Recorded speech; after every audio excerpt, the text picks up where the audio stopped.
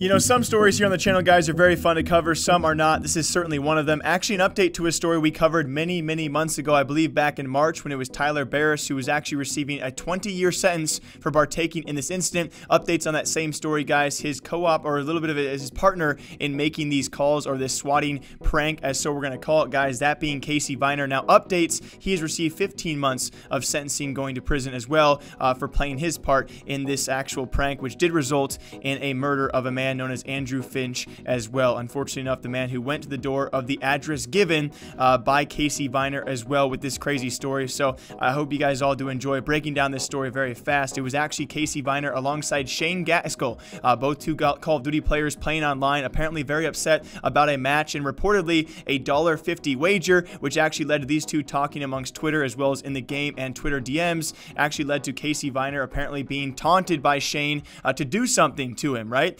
We have Casey apparently threatening to possibly swat him or do something. Apparently it was actually Shane giving him an address which was not his own, and then further taunting Casey to do something about it.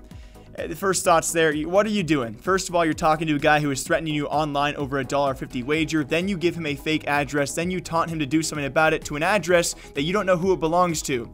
Both of these guys, in fact, all three in this case, seem to be very well. Obviously not a very smart decision made by these three, and likely all were going to face some sort of punishment as well, but the story unfortunately does continue. As apparently after Shane gave Casey that address, that incorrect address, that address belonging to Andrew Finch, police did show up. They were swatting that house, and once Andrew did come to the door, the police, in fear of the story that was given to them, they shot him on sight, and yes, he was actually killed as a result of this swatting prank.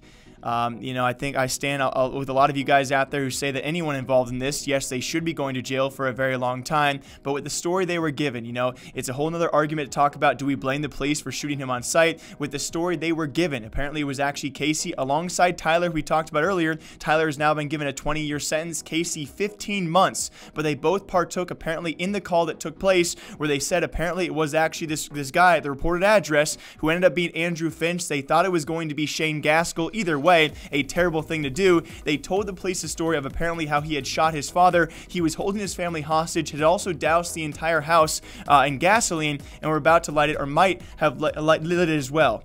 So police show up, they think he is armed and holding someone hostage, and they shot him on sight, resulting in a death. And now we have at least two kids going to prison. 19-year-old Casey Viner alongside his partner Tyler, already going to jail for 20 years. The big debate now is, of course, how does Casey, having some would say an equal partake in this swatting and in this murder, how does he get away with 15 months as well? And we have Tyler Barris getting 20 years. Alongside that guy, Shane Gaskell, the guy who gave the unknown address, which eventually led to that unknown person, which we now know as Andrew Finch, to be swatted. He is also facing charges. Those charges could be dropped for his partaking in this prank. It's incredibly saddening, and it makes you really kind of realize, especially because throughout the past 2 to 3 years, this has been going on for quite some time in gaming, and yes, punishments are well deserved for this. We've seen a lot of swattings though which end in just videos of the people saying, I got swatted, I'm okay, and you maybe take that for granted because we could have more stories like this if this kind of thing keeps on being allowed to happen. And hopefully this actually sets a precedence out there for anyone in the future, for any kids who do not know any better. And again, these kids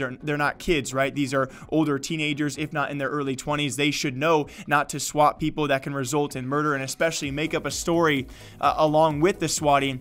Yes, they certainly deserve their punishments. We have Casey Viner alongside Tyler Barris. They'll be going to jail for quite some time. Shane Gaskell, the supposed person they were going to swat who gave the fake address, he could be facing charges, and you're left feeling unbearably bad for Andrew Finch and anyone he left behind, because he is the victim of a swatting that's taken place in gaming several times now, in a rare case which has resulted in a death alongside it. I'll keep you guys posted on the story. Hopefully, if there are updates on this in the future, I don't know if there's anything good that can come from this story besides hopefully avoiding more things like this in the future. As always, my name is Jake, breaking down esports and gaming news here all day long. I will see you guys back here sometime soon. Until next time, take care.